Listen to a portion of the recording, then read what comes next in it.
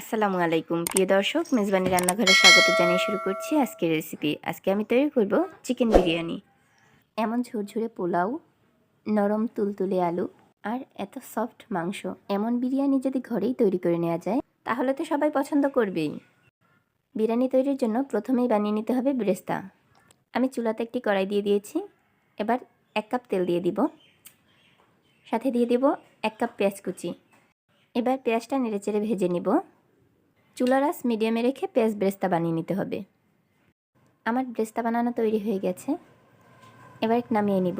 আমার ব্রেস্তা কিন্তু একেবারে পারফেক্ট হয়েছে। এবার মাংসটা ভেজে নিব, তার জন্য দিয়ে দিয়েছি লবণ দিয়ে মাংসটা মেখে নিয়েছি। এবার ওই ব্রেস্তা ভাজা তেলের মধ্যেই মাংসটা দিয়ে দিব। মাংসগুলো দেওয়া হয়ে গেছে। এবার মাংসটা হালকা করে ভেজে নিব, খুব বেশি ভাজবো না, খুব বেশি ভাজলে মাংসটা ড্রাই হয়ে যায়। এবার মাংসটা একটু উল্টে দিব। আমি প্রায় 5 মিনিট মাংসটা ভেজে নিয়েছি। আমি ঠিক যতটুকু ভাজতে চেয়েছিলাম ভাজা হয়ে গেছে। এবার নেড়েচেড়ে নামিয়ে নিচ্ছি। এবার মাংসটা নামিয়ে আলুটা ভেজে নিব। প্রথমেই আলুতে একটু লবণ মাখিয়ে নিয়েছি। এবার ওই গরম তেলের মধ্যে দিয়ে আলুগুলো ভেজে নিব। চুলার আঁচ কমিয়ে দিয়ে আলুটা ভেজে নিচ্ছি। আলুটা যখন সিদ্ধ হয়ে আসবে তখন আলুটা নামিয়ে নিব। আলুটা সিদ্ধ হয়ে গেছে, এবার নামিয়ে নিচ্ছি। এবার ওই একই তেলের মধ্যে দিয়ে দিব পেঁয়াজ কুচি। এখানে আমি মিডিয়াম সাইজের 4টা পেঁয়াজ নিয়েছি। এবার পেঁয়াজগুলো ভেজে নিব। পেঁয়াজটা একটু সফট হয়ে আসলে তার মধ্যে দিয়ে দিব 2টা তেজপাতা, তার সাথে দিয়ে দেব 3 টুকরা দারচিনি আর 4টা এলাচ। সবগুলো একসাথে দিয়ে এবার নেড়েচেড়ে ভেজে নিব।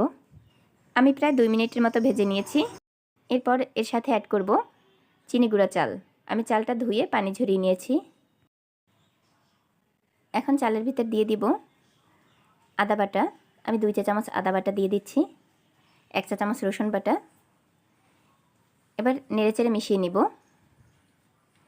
মেশানো হয়ে গেলে এর ভিতর দিয়ে দিব পরিমাণ মতো লবণ। আবারও একসাথে নেড়েচেড়ে মিশিয়ে নিব। বিরিয়ানি অথবা পোলাও রান্নার জন্য কিন্তু চালটা খুব সুন্দরভাবে ভেজে নিতে হবে। চালটা ভাজা যত সুন্দর হবে বিরিয়ানি কিন্তু তত ঝুরঝুরে হবে। যারা বিরিয়ানি রান্না করলে বিরিয়ানি ঝুরঝুরা হয় না, তারা কিন্তু আমার রেসিপিটি ফলো করতে পারেন। আমার চালগুলো ভেজে নেওয়া হয়ে গেছে। এবার দিয়ে দিব পানি। আমি যে পাত্রে 1 কাপ চাল নিয়েছি সেই পাত্রেরই 2 কাপ পানি নিয়েছি। পানি কিন্তু কম বেশি দেওয়া যাবে না, ঠিক যতটুকু চাল নেবেন তার ডাবল পানি নিতে হবে। 1 কাপ চালের জন্য 2 কাপ পানি। আমি পানি দেওয়ার পর এখন একটু নেড়েচেড়ে দিচ্ছি। যখন পানিতে বলক উঠে আসবে তখন এর ভিতর দিয়ে দিব 8 থেকে 10টা কাঁচামরিচ। ঝালটা যে যার পছন্দ মতো দিতে পারেন। এবার ঢাকনা দিয়ে ঢেকে জাল করে নেব কিছুক্ষণ। এবার দিয়ে দিব বিরিয়ানি মশলা। এবার মশলাগুলো চালের সাথে ভালোভাবে মিশিয়ে নিব আর ঢাকনা দিয়ে জাল করব 5 মিনিটের মতো। আবার একটু নেড়েচেড়ে দিব। এবার দিয়ে দিব ভেজে রাখা আলু আর মাংস। এবার নেড়েচেড়ে আলু আর মাংসগুলো একসাথে মিশিয়ে নিব। এবার দিয়ে দিব 1 কাপ দুধ। এই দুধটা দেওয়ার ফলে একটা ক্রিমি ক্রিমি ভাব আসবে, ফ্লেভার অনেক সুন্দর আসবে। আবারও ঢাকনা দিয়ে জাল করে নেব 5 মিনিট। 5 মিনিট পরে আবার ঢাকনা তুলে নেড়েচেড়ে দিব। নেড়েচেড়ে দিয়ে ঢাকনা দিয়ে জাল করব। 2 মিনিট পরে আমি আবার ঢাকনা তুলে নিয়েছি, আবারও নেড়েচেড়ে নিচ্ছি। এই পর্যায়ে আমি দমে দিয়ে দিব। পানি কিন্তু শুকিয়ে গেছে। এবার দমে দেব 10 মিনিটের জন্য। এই পর্যায়ে চুলার আঁচ কিন্তু একেবারে লোতে আছে। আমার রান্না কিন্তু কমপ্লিট। ফিরে এলাম 10 মিনিট পরে। এবার পেঁয়াজ ব্রেস্তা দিয়ে একটু নেড়েচেড়ে নিচ্ছি। এই পর্যায়ে পেঁয়াজ ব্রেস্তা দিলে একটা সুন্দর একটা ফ্লেভার আসে।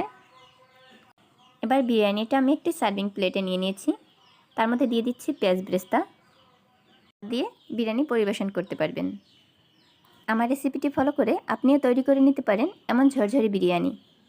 ভিডিওটি ভালো লাগলে লাইক, কমেন্ট অ্যান্ড শেয়ার করে দিবেন।